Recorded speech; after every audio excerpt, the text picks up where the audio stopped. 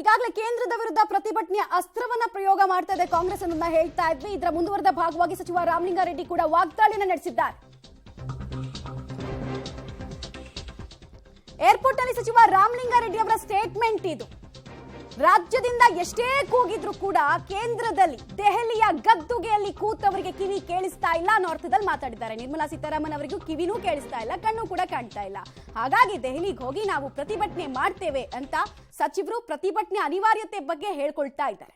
ಕೇಂದ್ರ ಸರ್ಕಾರ ಇವತ್ತು ರಾಜ್ಯಕ್ಕೆ ಅನ್ಯಾಯ ಮಾಡ್ತಿದೆ, ಮಲತಾಯಿ ಧೋರಣೆಯನ್ನು ಮಾಡ್ತಿದೆ, ಕೊಡಬೇಕಾದಂಥ ತೆರಿಗೆ ಹಣವನ್ನು ಕೊಡ್ತಾ ಇಲ್ಲ ಅಂತೇಳಿ ಇವತ್ತು ದೆಹಲಿಯಲ್ಲಿ ಪ್ರತಿಭಟನೆ ಮಾಡೋಕ್ಕೆ ಸ್ವತಃ ಇವತ್ತು ರಾಜ್ಯದ ಶಾಸಕರು ಸಚಿವರು ಇವತ್ತು ದೆಹಲಿ ಭೇಟಿ ಮಾಡ್ತಾ ಇದ್ದಾರೆ. ಇವತ್ತು ರಾಮಲಿಂಗಾರೆಡ್ಡಿ ಅವರು ಸರ್ ನಮ್ಮ ಜೊತೆ ಇದ್ದಾರೆ.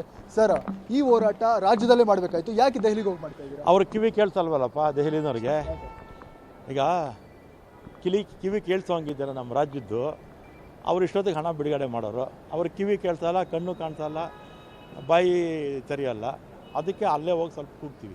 ನೀವು ಇಲ್ಲಿ ಪ್ರತಿಭಟನೆ ಮಾಡ್ತೀವಿ, ಅಲ್ಲಿ ಪ್ರತಿಭಟನೆ ಮಾಡಿದ್ರೆ ನಾವು ಬಿಜೆಪಿ ಅವರು ಇಲ್ಲಿ ಪ್ರತಿಭಟನೆ ಮಾಡ್ತೀವಿ, ನೀವು ಮಾಡ್ತಿರಂತ ನಮ್ಗೆ ಹಣ ಕೊಡದೇ ಇರೋದಕ್ಕೆ ಪ್ರತಿಭಟನೆ ಮಾಡೋದು.